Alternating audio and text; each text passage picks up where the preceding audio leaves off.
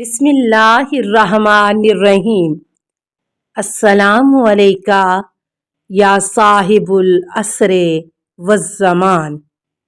اسماعیل مجھ سے نیکی و احسان کرتا ہے۔ حضرت علیہ السلام نے فرمایا کہ میں اسے پہلے بھی دوست رکھتا تھا، اب مجھے اس سے زیادہ محبت ہو گئی ہے۔ حضرت رسول خدا صلی اللہ علیہ وآلہ وسلم کی ایک رضائی بہن تھی۔ ایک دفعہ وہ آپ کی خدمت میں حاضر ہوئی۔ جب آپ صلی اللہ علیہ وآلہ وسلم کی نگاہ اس پر پڑی تو آپ خوش ہوئے اور اپنی ملحقہ جس کا معنی چادر ہے اس کے لیے بچھائی اور اسے اس پر بٹھا دیا۔ پھر اس کی طرف رخ کر کے اس سے باتیں فرمانے لگے اور اس کے سامنے ہنستے رہے۔ وہ چلی گئی تو اس کا بھائی آیا۔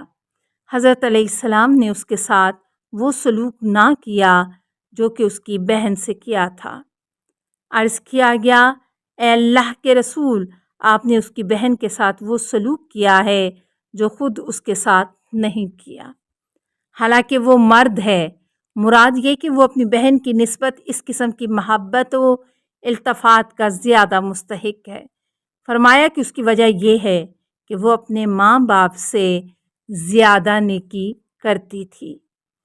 اور ابراہیم بن شعیب سے روایت کی ہے، وہ کہتا ہے کہ میں نے حضرت صادق علیہ السلام سے عرض کیا کہ ہمارا والد بوڑھا ہو گیا ہے اور اس میں کمزوری آ گئی ہے۔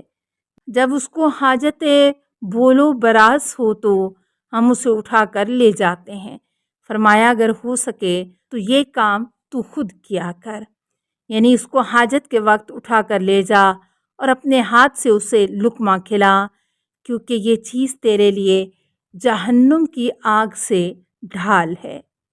اور شیخ صدوق نے حضرت صادق علیہ السلام سے روایت کی ہے کہ آپ علیہ السلام نے فرمایا کہ جو چاہتا ہے کہ خداوند عالم اس کے لیے سکرات الموت کو آسان کر دے، اسے چاہیے کہ اپنے رشتہ داروں کے ساتھ صلہ رحمی کرے اور اپنے ماں باپ کے ساتھ نیکی کرے۔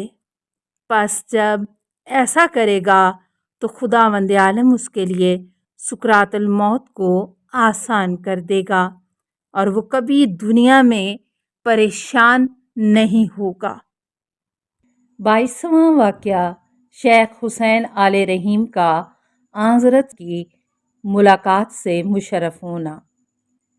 شیخ عالم فاضل شیخ باقر نجفی فرزند عالم عابد شیخ ہادی کاظمی معروف بآل طالب نے نقل کیا ہے کہ نجف اشرف میں ایک مرد مومن تھا، اس خانوادہ سے جو آل رحیم کے نام سے مشہور تھا، کہ جسے شیخ حسین رحیم کہتے تھے۔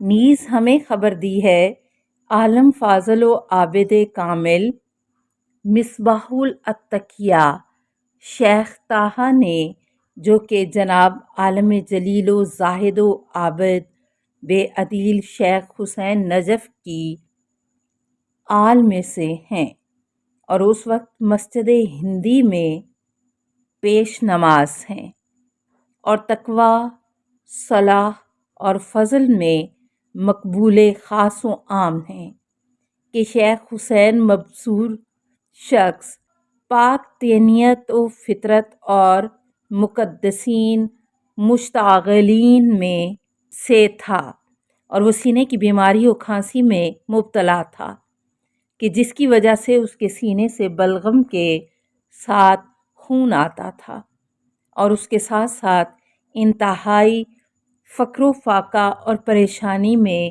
مبتلا تھا، اور اس بیماری اور فقر کے باوجود اس کا دل اہل نجف میں سے ایک عورت کی طرف مائل تھا، اور جتنی بیماری، فقر و فاقہ اور اس عورت سے شادی کرنے کی مایوسی نے اس کا معاملہ سخت کر دیا، تو اس نے ارادہ کیا کہ اس عمل کو کرنے کا جو کہ اہل نجف کے ہاں مشہور ہے، کہ جس کو کوئی سخت مشکل درپیش ہو تو وہ 40 بدھ رات کو اس عمل کی پابندی کرے تو لا محالہ حضرت حجت اجل اللہ تعالی سے اس کی ملاقات ہوگی اور انہیں نہیں پہچان سکے گا اور اس کا مقصد پورا ہوگا۔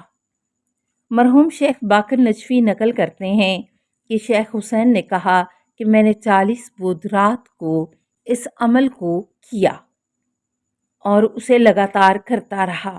جب آخری بدھ کی رات آئی اور وہ سردیوں کی تاریک رات تھی اور تیز آندھی چل رہی تھی کہ جس کے ساتھ کچھ بوندا باندی بھی تھی، میں اس چبوترے پر بیٹھا تھا جو مسجد کے دروازے کے اندر ہے، اور وہ مشرقی چبوترا ہے جو پہلے دروازے کے مد مقابل ہے، جو اس شخص کی بائیں طرف کو پڑتا ہے جو مسجد میں داخل ہوا۔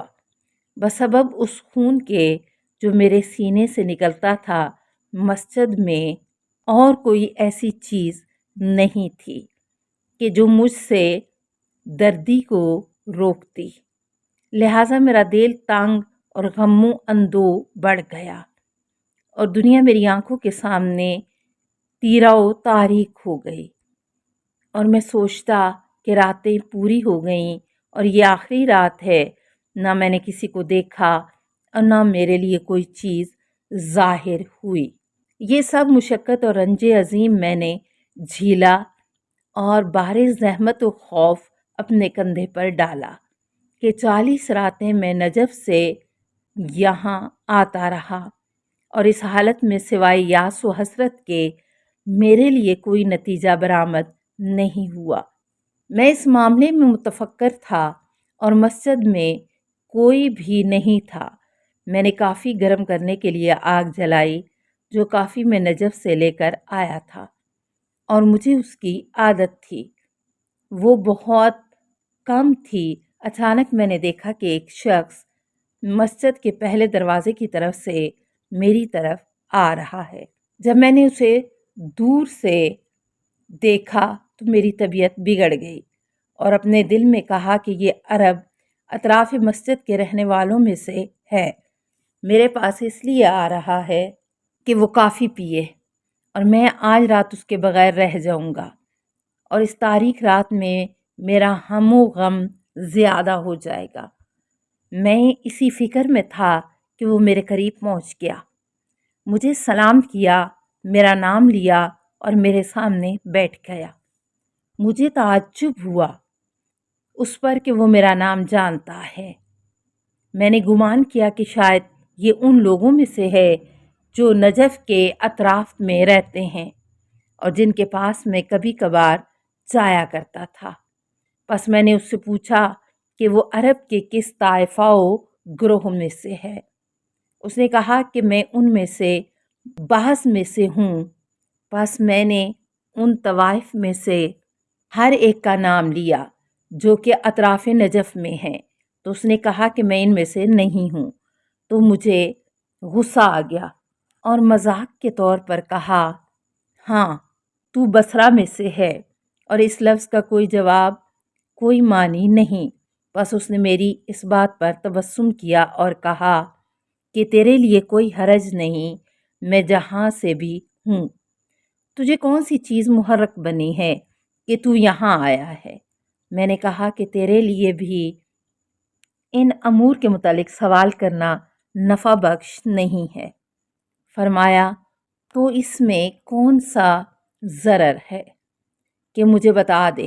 اس کے حسن اخلاق اور شیریں زبان سے تعجب ہوا اور میرا دل اس کی طرف مائل ہوا، اور یہ حالت ہوگی کہ جتنی وہ باتیں کرتا میری محبت اس سے بڑھتی جا رہی تھی۔ پس میں نے پائپ میں تمباکو رکھ کر اس کے لیے تیار کیا۔ وہ کہنے لگا کہ تم پیو، میں نہیں پیتا۔ میں نے اس کے لیے پیالی میں کافی ڈالی اور اسے دی۔ وہ لے لی اور اس میں سے تھوڑی سی پی کر باقی مجھے دے کر کہا، تم پی لو۔ میں نے وہ پی لی اور اس طرف متوجہ نہ ہوا کہ اس نے ساری نہیں پی ہے، اور مجھے اس سے رفتہ رفتہ زیادہ محبت ہوتی جا رہی تھی۔ بس میں نے کہا، اے بھائی، خداوند عالم نے تجھے آج رات میرے پاس بھیجا ہے تاکہ میرا مونس ہو، کیا میرے ساتھ چلتا نہیں کہ ہم جناب مسلم کے مقبرے میں جا بیٹھے۔ کہا کہ تمہارے ساتھ میں آؤں گا، اب اپنی بات بتاؤ۔ میں نے کہا کہ بھائی اتنی حقیقت واقعہ بتاتا ہوں کہ میں نے جب سے اپنے آپ کو پہچانا ہے میں انتہائی فقر و محتاج ہوں، اور اس کے ساتھ ساتھ چند سال سے میرے سینے سے خون آتا ہے اور اس کا علاج مجھے معلوم نہیں، اور میری بیوی بھی نہیں ہے، اور میرا دل نجف اشرف میں میرے محلے کی ایک عورت کی طرف مائل ہے، اور چونکہ میرے پاس کچھ نہیں لہٰذا اس کو حاصل کرنا بھی میرے بس میں نہیں، اور مجھے ان ملائن نے دھوکہ دیا ہے اور کہا ہے کہ اپنی حوائج کے لیے جناب صاحب الزمان علیہ السلام کی طرف متوجہ ہوں، اور 40 بدھ کی راتیں مسجد کوفہ میں گزاریں۔ حضرت کو دیکھوں گا اور وہ تیری حاجت کو پورا کریں گے، اور یہ آخری بدھ کی رات ہے اور میں نے کوئی چیز نہیں دیکھی، اور یہ سب زحمت و تکلیف ان راتوں میں برداشت کی ہے۔ یہ سبب ہے میرے یہاں آنے کی زحمت کا، اور یہ ہیں میرے حوائج۔ پس آپ علیہ السلام نے فرمایا تیرا سینہ تو درست و عافیت پذیر ہو گیا ہے، اور وہ عورت بھی تجھے مل جائے گی۔ باقی رہا تیرا فقر و فاقہ تو وہ مرتے دم تک تیرے ساتھ رہے گا۔ السلام علیکہ یا صاحب العصر والزمان، الامان الامان الامان من فتن الزمان۔ السلام علیکہ یا خلیفۃ الرحمن، السلام علیکہ یا امام الانس والجان، السلام علیکہ یا مظہر الایمان، السلام علیکہ یا شریک القرآن، السلام علیکہ یا قاطع البرہان، السلام علیکہ یا امام زماننا ھذا اجل اللہ فرجک وسہل اللہ مخرجک وظہورک۔ السلام علیکہ ورحمۃ اللہ۔ اللہم صلی علی محمد و آل محمد۔